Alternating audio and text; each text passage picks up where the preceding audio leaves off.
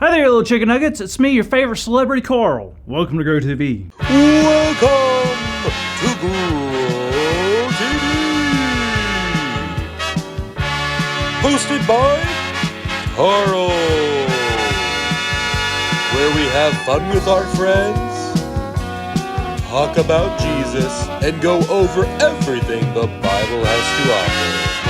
Now once again, welcome to Grow TV.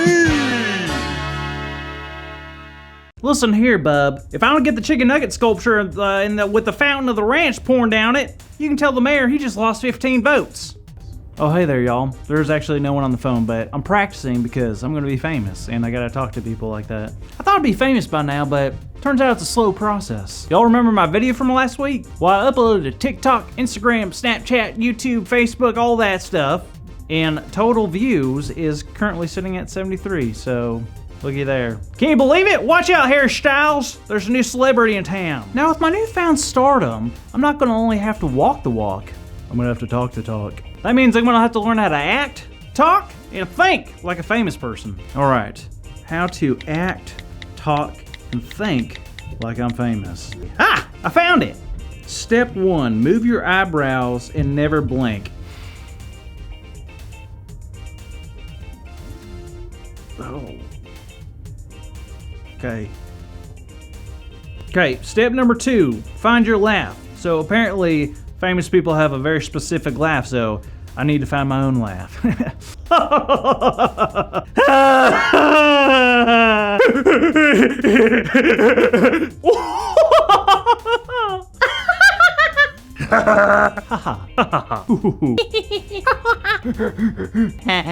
Step number 3, talk about famous and rich things. Okay. Oh yes, Richard, if you could just bring the yacht around. Oh, I won how many Golden Globes? That's 3 more than last year. Who put lipstick in my Valentino white bag? Step number 4, have a signature look. I've heard about this. Every celebrity has a look, and I can't get far if I don't have a look myself. Here we go.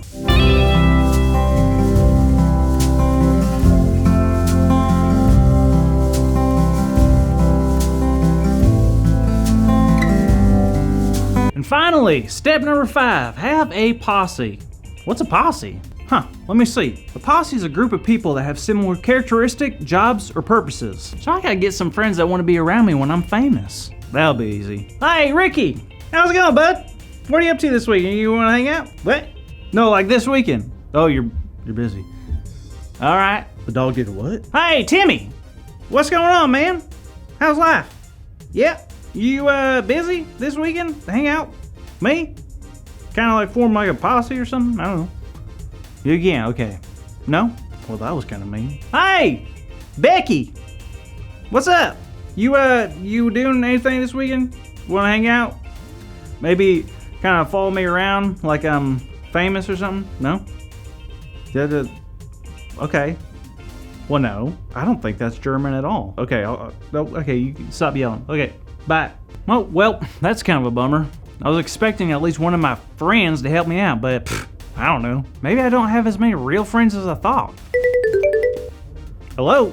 Carl, how you doing, man? Oh, hey, Andy.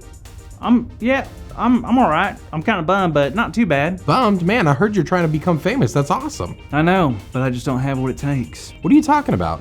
Well, I need a posse, a group of friends that can support me all the time. None of my friends wanted to be in it. Oh, interesting. Well, Carl, I think it's gonna work out in the end. Maybe, but I don't see how. Just have some faith, okay? All right, I'll talk to you later, Carl. Bye.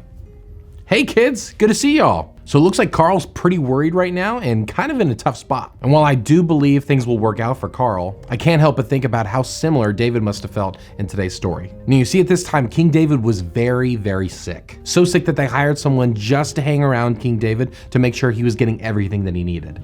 Now, it was at this time that Adonijah, one of David's sons, had a very strange idea. He thought because his father was getting really, really sick that he could take over early and become king. And I know what you're thinking, but David's king. And exactly, that's why it was so strange. Adonijah started using his connections as David's son to make his bid for being the heir. He killed a whole lot of animals as an offering to God, invited famous and important people over, and he talked to leaders and friends in the community to ask them for support. But you see, David already had a plan for who was going to take over as king when he was done. And it was not Adonijah, it was his other son, Solomon. And when people close to King David like Bathsheba and Nathan found out what Adonijah was really doing, they knew they had to talk to him and tell him what his son was up to. So Bathsheba went up to David and told him everything, that Adonijah had become the new king and was going against David's wishes. And then Nathan went up to David and told him all about the sacrifices that Adonijah had made and the fact that they were having a huge dinner right then, and all of them were chanting, "Long live King Adonijah." Now this was upsetting to King David, but he knew exactly what to do. He got up and spoke to his friends. He looked them in the eye and he told them that his son Solomon would take over as king when David was done. And it was at that exact moment that everyone started celebrating and getting really excited because King David had just promised them a wonderful future.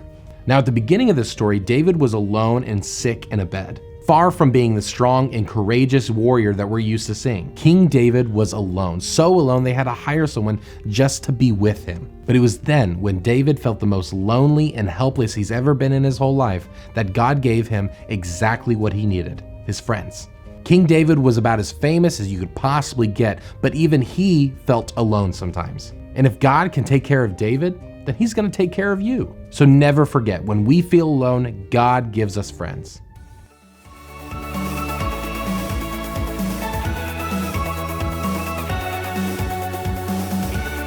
Y'all heard it right. Andy just said our big idea. When we feel alone, God gives us friends. So why not say it all together on the count of 3? 1, 2, 3. When we feel alone, God gives us friends. Good job, everybody. Speaking of friends, I think we should holler at Carl for a minute. Carl! Hey, how you doing? Pretty great, Carl. But I heard you didn't have any friends who wanted to support you on your path to becoming famous. You heard right. It's the worst. Well, sorry to break up the pity party, Carl, but you've got friends. What? Who? Me and Andy. Yeah, Carl, we will always be your friends, and we cannot wait to see how famous you and your videos become. Wow. Thank you both so much. It means the world to have you two in my posse. Oh my goodness. What? My video. You're not gonna believe this. What? I'm gonna be famous. We'll see. Bye, kids.